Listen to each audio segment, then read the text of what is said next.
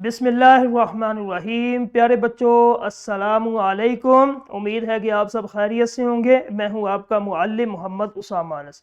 बच्चों, आज का हमारा बी लिफ्ट है 65, जिसका तसलसल यकीनन आपने कर लिया है।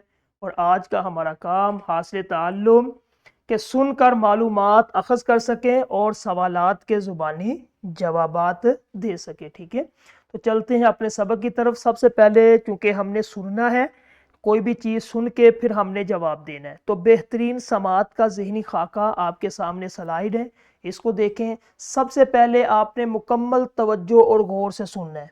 इबारत है वो ख़बर है कोई भी चीज़, ठीक है।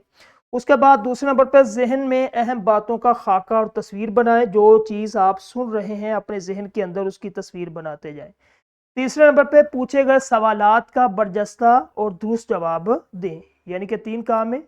हमारा जो है आज का काम यही है कि सुनना है, सुन के फिर उस इबारत के अंदर जो मालूमात है उसको देखना है क्या मालूमात है, फिर उसके बाद जवाब देना हमने। ठीक है, तो मुख्तलिफ असनाफ़ सुखन को सुनना और परखना। कोई भी हो सकती है इबारत का, खबर हो सकती है, अखबार के अंदर आपको जो है वो कोई खबर मालूमाती या गैर जानिबदार, या फिर कोई खुतबा तकरीर हो सकता है, या फिर ड्रामा या मुकालमा हो सकता है। ठीक है, कोई भी चीज़ आपने, खुतबा तकरीर है, खबर है, ड्रामा मुकालमा है, या आपका सबक है किताब में से कोई भी इबारत, ठीक है, आपने उसको सुनना। सुनने के बाद फिर आपने उसको जो है अच्छे तरीके से, जिस तरह हमने किया था कि दूसरे नंबर पे कि उसकी तस्वीर बनानी है अपने जहन के अंदर। तीसरे नंबर पे फिर आपने उन इबारत में से जितने भी सवालात उसका जवाब देना। ठीक है, तो क्या करना है अब आपने, को जो मुतालिका टीचर है क्लास के अंदर, वो कोई एक ऐसा सरगर्मी मोबाइल पे या फिर टैब पे आप इनको सुनाएं बच्चों को।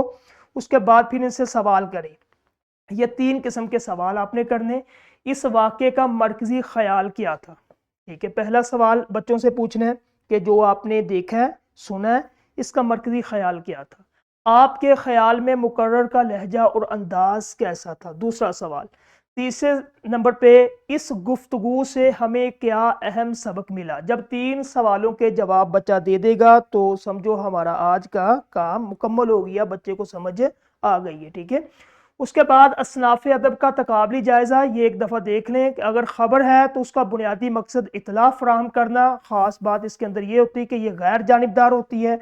ड्रामा है तो ये ज़िंदगी का आकाश होता है, मुकालमा नगारी की शक्ल में पेश किया जाता है। फ़ीचर जो है गहराई से आगाही तक इसका जो है बुनियादी मकसद होता है, और इसके अंदर दिलचस्प मंजर कशी की जाती है।